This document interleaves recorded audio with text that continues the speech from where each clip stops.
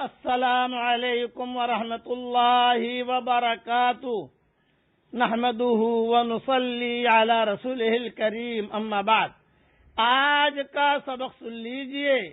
آج کے سبق کی سرخی ہے نیک لوگوں سے دوستی کیجئے، پارٹ نمبر 90۔ حضرت عبداللہ بن مبارک رحمۃ اللہ علیہ کے ایک خاص دوست تھے، ان کا نام تھا فضیل ابن عیاض رحمۃ اللہ علیہ۔ فضیل ابن عیاض رحمۃ اللہ علیہ حرمین شریفین کے عابد شمار ہوتے تھے اور 6 مہینہ مکہ مکرمہ میں گزارتے تھے، 6 مہینہ مدینہ منورہ میں گزارتے تھے۔ رمضان، حج اور اس سے پہلے شعبان اور حج کے بعد محرم، یعنی سمجھ لیجئے کہ رجب سے لے کر محرم تک مکہ مکرمہ اور محرم سے لے کر رجب تک مدینہ منورہ، یہ ان کی ترتیب تھی۔ تو حضرت عبداللہ بن مبارک رحمۃ اللہ علیہ جب بھی حرمین شریفین کا سفر کرتے تو حضرت فضیل بن عیاض رحمۃ اللہ علیہ سے ضرور ملتے۔ ان کی بیٹھک ہوتی تھی مکہ مکرمہ میں حتیم میں، وہ حتیم میں بیٹھ جاتے تھے فضیل بن عیاض رحمۃ اللہ علیہ، لوگ آ کر ان سے ملاقات کرتے تھے۔ یہی حال حضرت عبداللہ بن مبارک رحمۃ اللہ علیہ کا ہوتا تھا کہ عبداللہ بن مبارک بھی عمرہ وغیرہ سے فارغ ہو کر سیدھا حتیم میں جا کر فضیل ابن عیاض رحمۃ اللہ علیہ سے ملاقات کرتے، دعا کی درخواست کرتے۔ ایک مرتبہ حضرت فضیل ابن عیاض کی ملاقات کے لیے جب گئے حضرت عبداللہ ابن مبارک رحمۃ اللہ علیہ، تو فضیل ابن عیاض نے عبداللہ ابن مبارک سے کہا کہ وہ عبداللہ، ایک طرف تیری زندگی ہے، ایک طرف میری زندگی ہے۔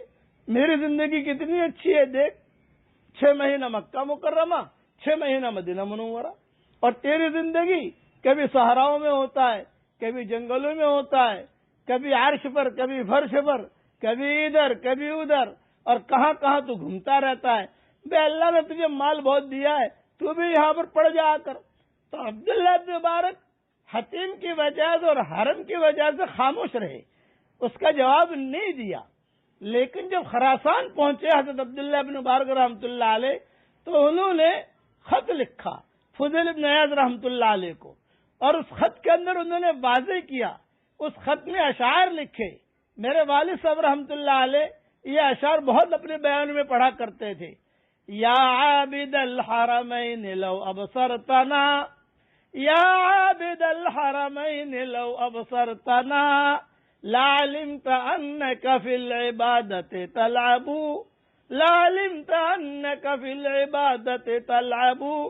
او حرمین شریفین کی عبادت کرنے والے، یعنی فضیل ابن عیاض، اگر تو ہماری زندگی کو دیکھ لے تو تجھے اپنی عبادت ایسے لگے گی جیسے تو عبادت میں کھیل رہا ہے۔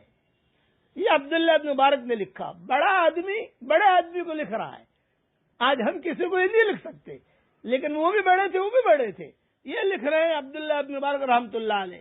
یا عابد الحرمین لو ابصرتنا، لعلمت انک فی العبادت تلعب، او کان یخضب خده بدموعه فنحورنا بدمائنا تتخضب۔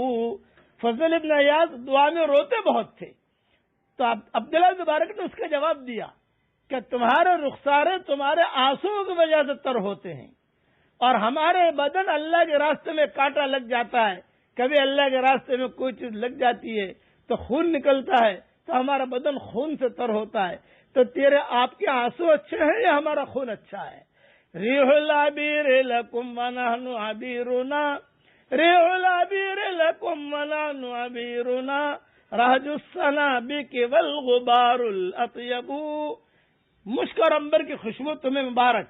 عابد جب عبادت کرتا ہے تو خوشبو لگاتا ہے، مشک لگاتا ہے، عود لگاتا ہے، عنبر لگاتا ہے، گلاب لگاتا ہے، اور پھر عبادت کرتا ہے تاکہ عبادت کرنے میں مزہ آئے۔ تو فضیل ابن عیاض خوشبو بہت لگاتے تھے، چونکہ عابد الحرمین ان کا نام تھا، حرمین شریفین کی عبادت کرنے والے۔ چنانچہ کتابوں میں لکھا ہے کہ دنیا سے لوگ جتنے بھی آتے تھے ان کے لیے خوشبو لے کر آتے تھے، تو خوشبو بہت لگاتے تھے۔ اس کا جواب دیا حضرت عبداللہ ابن مبارک نے، ریح العبیر لکم ونحن عبیرنا، ریح العبیر لکم ونحن عبیرنا، رہج السنابک والغبار الاطیب۔ مشک اور عنبر کی خوشبو تمہیں مبارک۔ ہمارا مشک اور عنبر تو یہ ہے کہ ہم اللہ کے راستے میں نکلتے ہیں، جو غبار ہمارے بدنوں پر آتا ہے وہی ہمارا مشک بن جاتا ہے، وہی ہمارا عنبر بن جاتا ہے۔ اور حضور صلی اللہ علیہ وسلم نے فرمایا لا یجتمع علی عبد غبار فی سبیل اللہ بدخان نار جہنم، کہ کسی بندے پر جہنم کی آگ اور اللہ کے راستے کا جہنم کا دھواں اور اللہ کے راستے کا غبار جمع نہیں ہو سکتا۔ یہ عبداللہ ابن مبارک نے خط لکھا فضیل ابن عیاض کو، اور جو لے جانے والا تھا اس کو تاکید کی فلاں جگہ جا کر دینا، فلاں وقت میں دینا۔ جب یہ عبداللہ ابن مبارک کا خط فضیل ابن عیاض کے ہاتھ میں پہنچا ہے تو انہوں نے کیا جواب دیا، یہ جواب کل بتاتا ہوں انشاءاللہ۔ نیک لوگوں سے دوستی کر لیجئے۔ اب پڑھیے میرے ساتھ، اللہم صلی علی سیدنا محمد ابن عبد اللہ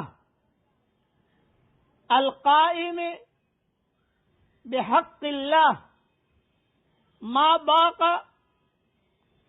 امر الا فرجہ اللہ۔ 1977 میں مسجد نبوی کے پہلی صف میں حضور صلی اللہ علیہ وسلم کے روزے کے سامنے ایک بڑے میاں نے مجھے درود سکھایا تھا، بیٹا یہ درود پڑھتا رہے، کبھی بھی تو ناکام نہیں ہوگا۔ اس وقت سے میں پڑھ رہا ہوں۔ ابھی تو امیجز بنا کے نہیں بھیج سکتا میں، لیکن بعد میں کبھی امیجز بنا کے بھیج دوں گا انشاءاللہ۔ اسے پڑھتے رہیے، گنگناتے رہیے، اللہ تعالیٰ ہم سب سے راضی ہو جائے، آمین۔ وآخر دعوانا ان الحمدللہ رب